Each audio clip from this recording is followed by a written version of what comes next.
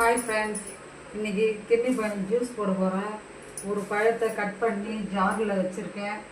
ஒரு பழம் நாளைக்கு போட்டுக்கலாம், அப்படியே வச்சிடலாம். இந்த கிட்னி பழத்துக்கு அது மாதிரி 2 ஸ்பூன் சர்க்கரை போட்டுக்கலாம். சர்க்கரை போட்டு கொஞ்சமாக வாட்டர் வாட்டிக்கலாம்.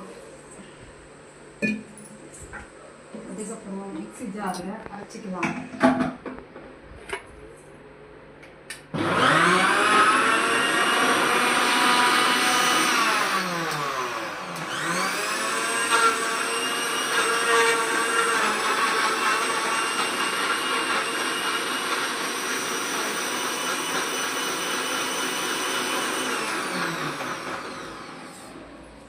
டம்ளரில் சப்ஜா ஊற வச்சுருக்கேன், இதில் ஊற்றிக்கலாம்.